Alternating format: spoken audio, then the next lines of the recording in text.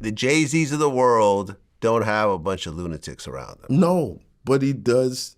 And there is always some sort of remnants of his old There life is some transformed. but all those people had to around. evolve. I honestly think that at some point, although Dame did contribute heavily to the early Roc-A-Fella days, no one is going to rewrite history and say that Dame was not a key part of Roc-A-Fella's success. Mm-hmm.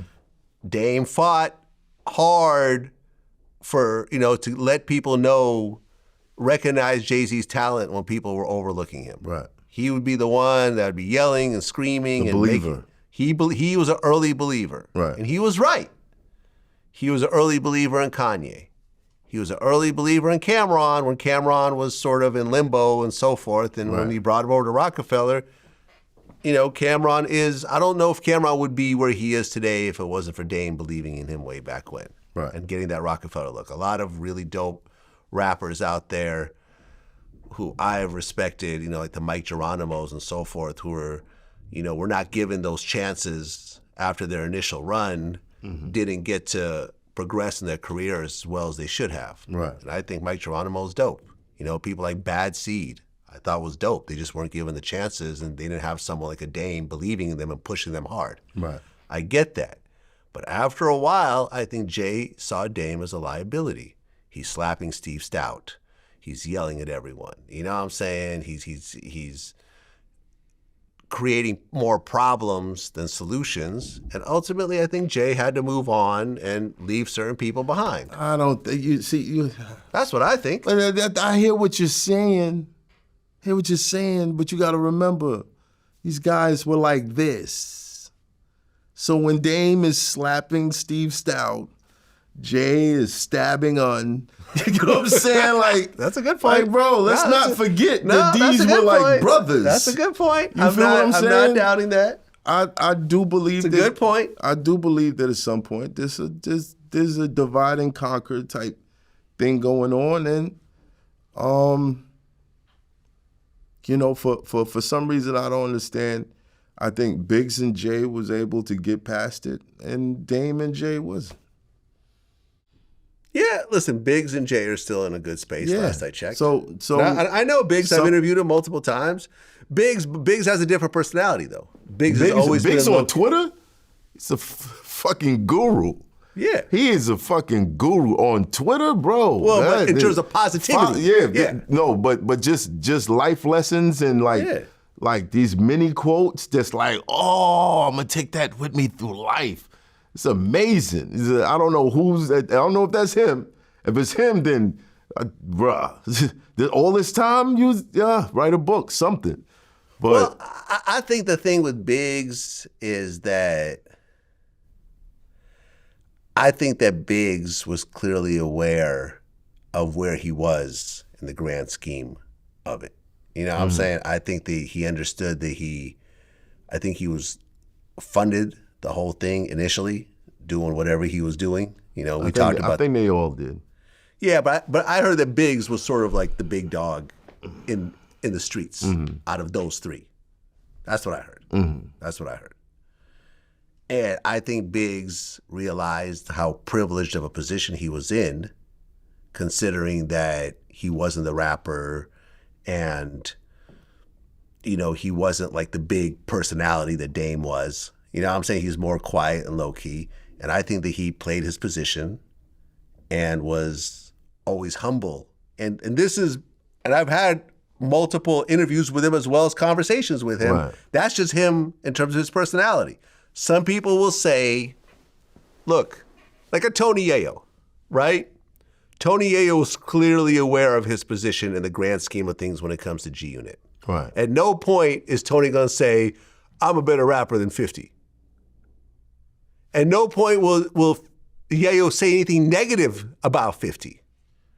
And Yayo will even say that regardless of where the relationship is, and they've had their ups and downs over the years. Right. He said, regardless of where me and 50 are on any given day, I'm not going to take a picture with 50's ops like a Young Buck did. Mm-hmm. See what I'm saying? Or like a Lloyd Banks did. Right. See what I'm saying? Because he understands where he is, and he even would say things like, look. That's going too far. Really? No, it is going too far. Explain. Like taking a picture with an op, shit like that. Like it shows your character. Right. Like Lloyd Banks took a picture with Game. If you and 50 and Lloyd Banks were not the same after that. Like if you look at like what people popularize now. I saw a post by Mano. Shout out to Mano. And he was like, I don't want to be the guy that people contact you so that you can talk about another guy that you used to be cool with. And there's a lot of guys that's running around right now. I mean, Yayo, his loyalty, that's just, I don't know. You don't run into that every day. Yeah. But there's a lot of people that, I don't know. They just get emotionally reckless, or they don't know, they don't understand the scale of the shit that they're doing. Yeah. And the spite, I believe sometimes it's due to drugs, it's due to whatever they're going through in life at that moment, and they're just casting blame and being as vindictive as they can, and then they're sorry later. Yeah, but that doesn't work for everybody. It doesn't. Especially when the other person is so far above you in terms of their status, their impact, their money, whatever else. They don't have to make it right with you. Right. Now they could say, okay, thank you for the apology. I'm not going to keep taking shots at you, but that doesn't mean I'm going to let you back in. Yeah. So somebody recently reached out and said they wanted to apologize to me. Okay. Someone that used to be on the show.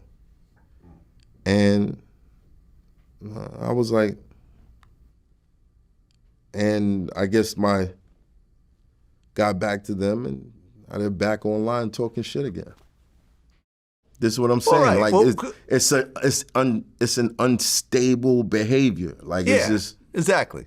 You can't call it with them. I understand why people are upset that 50 recorded Young Buck.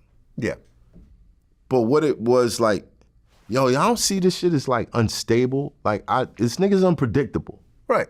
1 minute is fuck me and this, that, and the next minute is this. Crying, this is what I'm dealing with over here. Yeah. You know what I'm saying?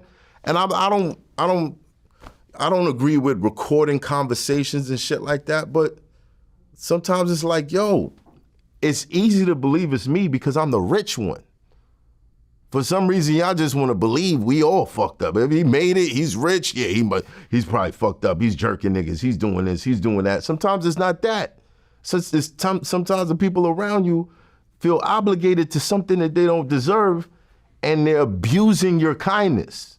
And the day that you say no, they get mad and they go on tantrums and start dragging your name and shit like that. Like, yeah, and some tantrums you could recover from, and some tantrums you can't. Yeah. And it has to do with everyone. And also, when you apologize to someone, you can't expect them just to accept your apology right then and there. Sometimes your actions closes doors that apologies can't open. Exactly.